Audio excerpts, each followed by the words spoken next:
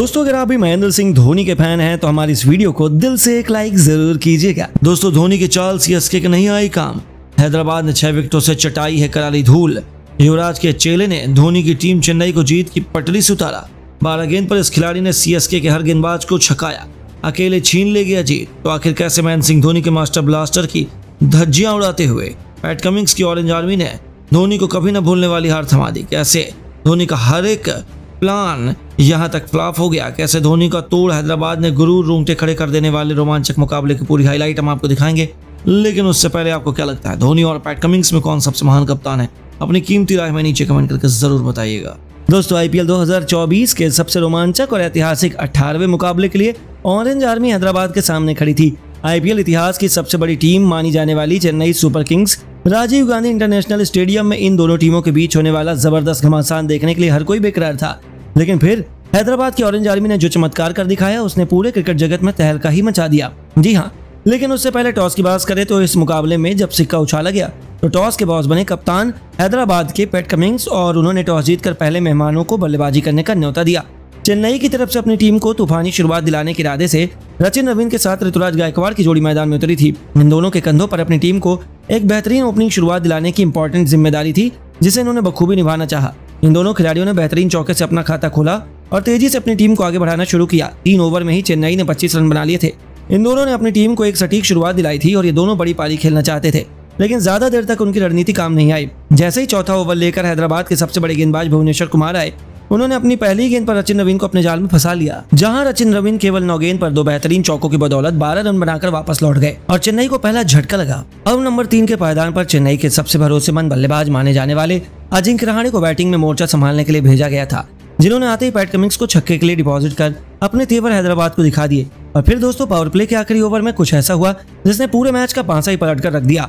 जी हाँ, इस ओवर में भुवनेश्वर कुमार की इन दोनों बल्लेबाजों ने खटिया खड़ी कर दी। रहाणे ने पहले चौका लगाया तो ऋतुराज ने एक चौका अगली गेंद को छक्के के लिए बाउंड्री पार डिपॉजिट कर अपनी टीम को 6 ओवर में पावर प्ले में 48 रनों तक पहुंचा दिया था। इस ओवर में दोनों ने मिलकर कुल 15 रन बटोरे और इसे अब तक का सबसे महंगा ओवर बना दिया। ऐसा लगा था कि चेन्नई इस मुकाबले में वापस आ रही है। 7वें ओवर में रहाणे ने सिंगल लेकर अपनी टीम को 50 रनों के पार पहुंचाया। इनके बीच एक अच्छी पार्टनरशिप भी पनप रही थी, लेकिन दोस्तों तभी 7वां ओवर लेकर आए शहबाज अहमद ने अपनी पहली गेंद पर चेन्नई के कप्तान को घुटनों पर ला दिया और उनका आसान सा कैच बाउंड्री पर खड़े अब्दुल समद ने लेकर इस खिलाड़ी को पवेलियन को भेजा।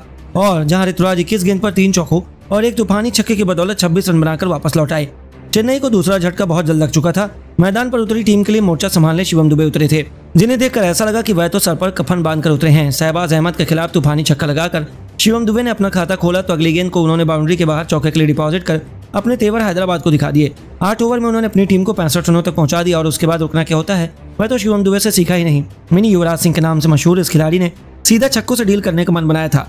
12वें ओवर में टी नटराजन की लगातार 2 गेंद पर शिवम दुबे ने बाउंड्री पर 2 तूफानी छक्कों के लिए डिपॉजिट किया और 12वें ओवर में अपनी टीम को 105 रनों तक पहुंचा दिया। वह रॉकेट की रफ्तार से अपनी पारी को आगे बढ़ा रहे थे और देखते ही देखते शिवम दुबे अपने अर्धशतक के बेहद करीब थे। इन दोनों खिलाड़ियों के बीच 50 रनों की मैच विनिंग पर हावेदारी भी हो चुकी थी। शिवम दुबे अकेले ही हैदराबाद के नाक में दम किए हुए थे, लेकिन दोस्तों शायद अर्धशतक उनकी किस्मत में नहीं था।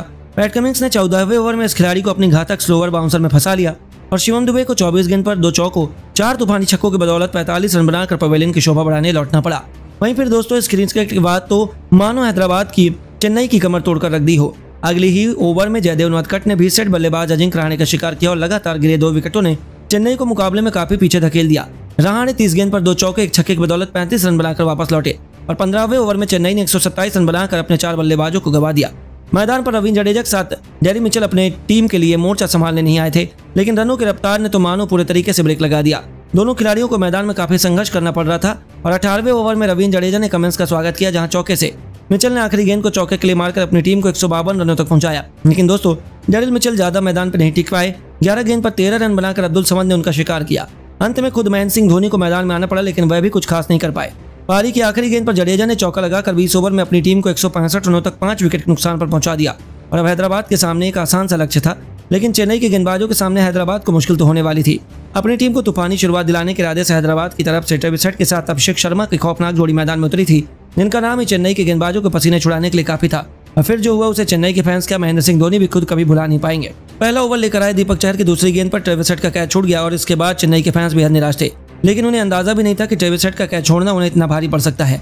ओवर की आखिरी गेंद पर हेड ने जले पर नमक छिड़कते हुए गेंद को बाउंड्री के बाहर छक्के के लिए डिपॉजिट कर दिया दूसरे ओवर में अभिषेक शर्मा ने कहर बरपा दिया। दूसरे ओवर लेकर आए मुकेश चौधरी का स्वागत अभिषेक ने बेहतरीन चौके से किया और ओवर की तीसरी गेंद को उन्होंने मिड विकेट के ऊपर से छक्के के लिए डिपॉजिट कर दिया। पांचवी गेंद पर मुकेश चौधरी ने नो बॉल करने की भूल की। इस पर छक्का तो लगा, जब फ्री हिट मिली तो उस पर अभिषेक शर्मा ने बखूबी फायदा भी उठाया और लगातार 2 गेंद पर 2 तूफानी छक्के जड़ दिए। अब तक उन्होंने ओवर में 3 छक्के लगाए, लेकिन इतने में उनका मन भरा नहीं। ओवर की आखिरी गेंद को उन्होंने बाउंड्री बाहर चौके के लिए मारकर इस ओवर में कुल 27 रन बटोरे, बल्कि इस ओवर में मैच का सबसे बड़ा भी ओवर बना दिया। तो दोस्तों इस ओवर में उन्होंने हैदराबाद को 35 रनों तक भी पहुंचा दिया था। तीसरे ओवर में उन्होंने दीपक चहर को भी नहीं बख्शा। पहले एक तूफानी छक्का लगाया, फिर अगली गेंद पर एक जबरदस्त चौका भी लगा दिया। लेकिन दोस्तों दीपक भी कोई कच्चे खिलाड़ी नहीं है। ओवर की चौथी गेंद पर अभिषेक ने जब बड़ा शॉट खेलना चाहा तो वह गलती कर बैठे। वह दीपक के जाल में फंस गए और बाउंड्री पर रवींद्र जडेजा ने उनका बेहतरीन कैच लपक कर सबसे बड़ी मछली अभिषेक शर्मा को पवेलियन भेज दिया।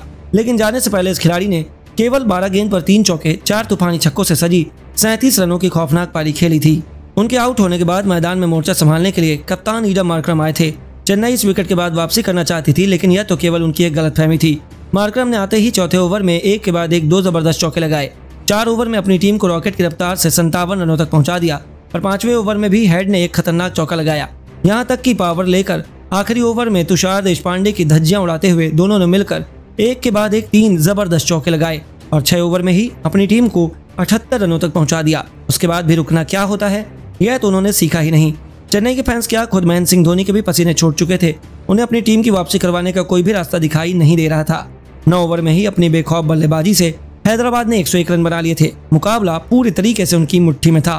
76 गेंद पर जीत के लिए केवल 66 रन चाहिए थे। और दोस्तों चेन्नई ने भले ही मैच में वापसी करनी चाहिए, लेकिन हैदराबाद ने आसानी से न केवल यह मुकाबला अपने नाम किया, बल्कि यह भी बात साबित करके दिखाई कि वह इस बार IPL चैंपियन बनने के बड़े दावेदार हैं। ट्रेविस हेड पारी के 10वें ओवर में तीक्ष्णता का शिकार होकर पवेलियन लौट गए। उन्होंने 24 गेंद पर 3 चौकों और एक बेहतरीन छक्के की बदौलत 31 रन बनाए। ऐसा लगा कि यहां से मैच पलट जाएगा, लेकिन मैदान पर लोन वॉरियर की तरह ईडन मार्करम मौजूद थे, जिन्होंने न केवल देखते ही देखते अपना बेहतरीन अर्धशतक केवल 35 गेंद में पूरा किया, बल्कि अपनी टीम को एक तरफा जीत दिलाने की भी पूरी तैयारी कर ली। हालांकि तभी मैच एक बार फिर पलटा। पहले मोइन अली का शिकार होकर ईडन मार्करम 36 गेंद पर 4 चौके 1 छक्के की बदौलत 50 रन बनाकर वापस लौटे। फिर अगले ही ओवर में मोइन अली ने शाहबाज अहमद का भी शिकार कर अपनी टीम को मैच में बराबरी पर ला खड़ा किया। मुकाबला कांटे का हो चला था और यह कहना बेहद मुश्किल था कि कौन सी टीम बाजी मारेगी। लेकिन दोस्तों अंत में हेनरी क्लासेन के साथ मिलकर नीतीश रेड्डी ने चेन्नई को वापसी करने नहीं दी और इन दोनों खिलाड़ियों ने 18.1 ओवर में अपनी टीम को जीत दिलाकर 6 विकेट से ऐलान कर दिया कि इस बार हैदराबाद IPL चैंपियन बनने के लिए आई है। इस मुकाबले में अभिषेक शर्मा को उनकी बेमिसाल पारी के लिए मैन ऑफ द मैच चुना गया। लेकिन दोस्तों अब आपको क्या लगता है, चेन्नई और हैदराबाद में कौन IPL 2024 का चैंपियन बनेगा? अपनी कीमती राय हमें नीचे कमेंट करके जरूर बताइएगा और ऐसी शानदार खबरों के लिए वीडियो को लाइक, चैनल को सब्सक्राइब करना ना भूलें। धन्यवाद।